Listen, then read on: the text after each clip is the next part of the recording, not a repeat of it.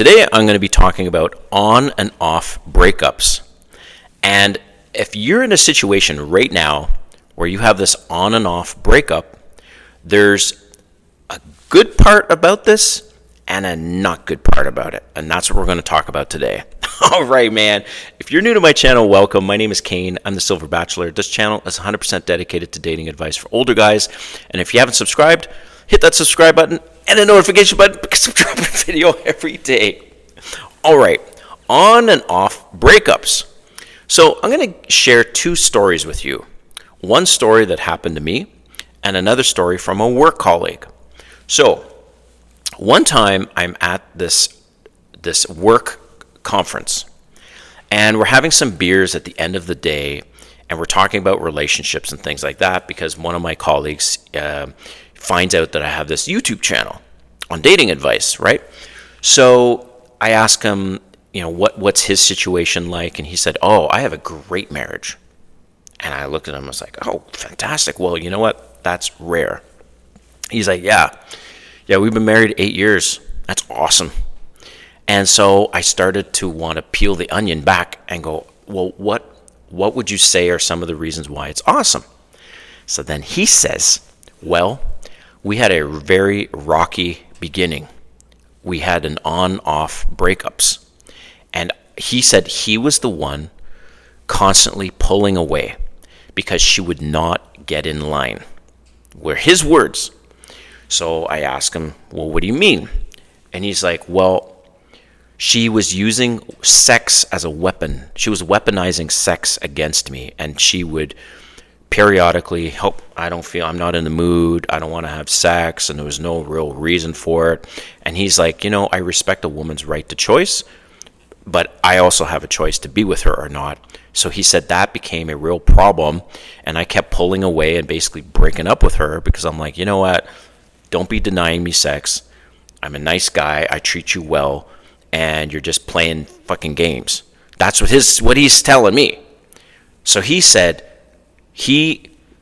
their marriage, before they got married, he's like, look, this marriage is not going to work if you're playing games like that. So we're going to stay married as long as when I'm in the mood for sex, maybe it's intercourse, maybe it's oral sex. So he did tell me this. He says sometimes she's not in the mood, but she has no problem giving him a blowjob anytime he asks. So there's an example how an on and off breakup situation could work to your advantage when you're the one who keeps pulling away, right? Because of her bad behavior, she's disrespecting you, she's denying you sex, whatever, if you're the one. However, if she's the one, then that's bad news for you, bro. So you need to end that situation if she's the one who keeps breaking up with you. So I will give you an example. I got myself in this situation. This was before I started this YouTube channel. And one of the reasons why I decided to do this YouTube channel is because I was married before and I've been single for 2.5 years. And damn, the amount of experiences, the amount of dates I've been on hundreds of dates in the last couple of years. And I thought, shit, I need to share my stories. I need to share my successes, my failures, and how I have leveled up my dating game to date 7s, 8s, and 9s consistently, okay? And these are young women as well. Okay, so my situation, she was the one pulling back. This was a girl I dated, probably, a little bit less than a year ago.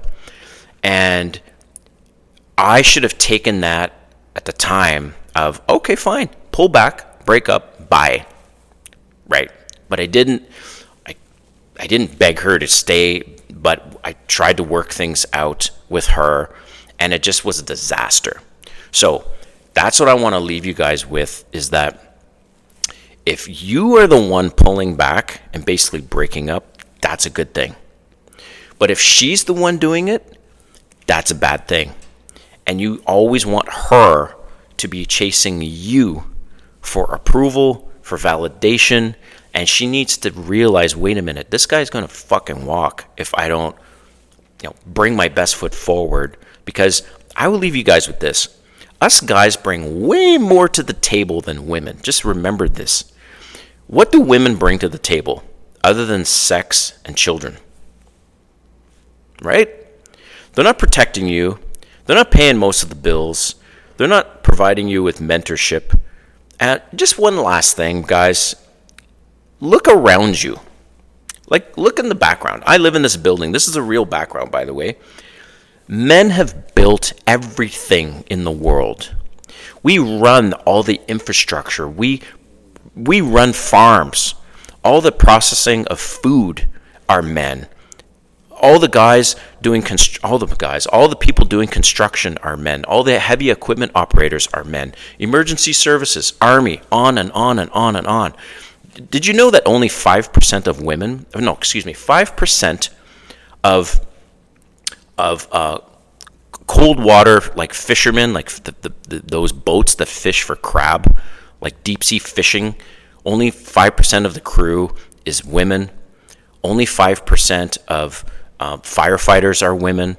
Only 12% of police officers are women, and only 12% of military are women. And what's really fucking blows my mind, man, is, women are all about equality, equality, and yet no woman wants to be included in the draft. So if they say, you know what, all hell is breaking loose, we are now having a draft requiring men and women to serve in the military, women don't want that, yet they want equality.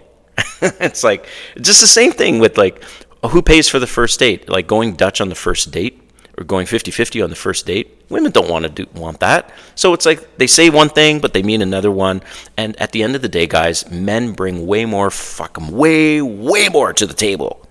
Like I said, to prove my point, we built everything.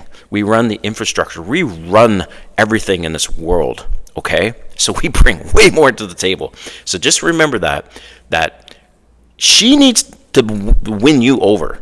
You don't have to win her over, okay? All right, so let me know what you think in the comments about this on-off breakup situation and what has been your story, and let me know if there's something you'd like me to cover in a future video. All right, thanks for watching.